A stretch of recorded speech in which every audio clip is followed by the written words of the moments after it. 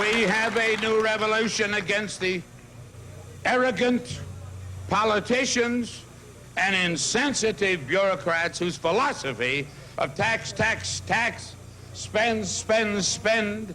Proposition 13 I think of as a really shocking event, like almost like a meteor that landed in California in a way. It couldn't have been predicted. There were lots of other solutions to the property tax crisis, but it had all kinds of powerful ripple effects. So Isaac Martin, can you tell us about Prop 13 and kind of what circumstances it passed under? At the time, people were being assessed and taxed on the market value of the homes they owned. And so if the value of your house doubled since the last time you got assessed, then your property tax bill doubled too. The voters of California were really up in arms about this, and a lot of Californians were really concerned that they might actually be taxed out of their homes. And what has been the long-term impact of Proposition 13? It definitely slowed the growth of property tax revenues in California. And at the time, property taxes were the main source of revenue for public schools. So it made it harder to keep up as it became more and more expensive to educate our children in California. Another thing it did was to politicize the process of raising taxes. At election time, it's constantly on people's minds, and politicians noticed and started to really kind of stake out positions on whether taxes are too high, and to really make hay of that as a partisan issue in a way that it hadn't quite been before. You touched a little bit on schools, and there's a lot that has changed since Proposition 13 in schools, but largely because of Proposition 13, schools now rely mostly on income taxes. That, in some ways, has actually been pretty good for equality across schools. If you finance schools only from property taxes that are local, then places where property values are high are places that can afford to support fabulous schools with a very low tax rate.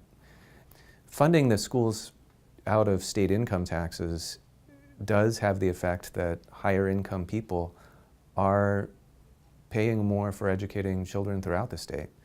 And what are some of the other ways that schools have found to build revenue? So they have often turned to local parcel taxes, which is a tax not on the value of your property or your home, but a tax on the mere fact of owning a parcel. And what are some of the pros and cons of that approach? Someone who owns a home worth $5 million might be taxed the same amount as someone who owns a home worth $200,000 because they both own a parcel. And it's created more inequality of the financing mechanism within California communities. And to pass a parcel tax, schools have kind of had to do what the people who backed Proposition 13 were hoping for, which is lay out how this money will be spent and presumably be more accountable to the voters. School districts in California do have to tell the voters what they intend to spend the money on. And if you look at parcel tax measures, you'll see they're often very detailed in spelling out exactly how they intend the money to be spent. I do worry sometimes that leads school districts to emphasize flashy or popular ways of spending money rather than the ways of spending money that might be what the teachers and the students most need in order to accomplish effective education. People are talking about a possible 2020 initiative to amend Proposition 13. What would that look like? So one of the proposals is to preserve the protection for homeowners and raise revenue by reassessing large commercial properties at their true market value, which according to an estimate from the University of Southern California, could yield as much as $11 billion in revenue for governments of this state. Isaac Martin, Chair of the Sociology Department here at UC San Diego, thank you. Thank you very much.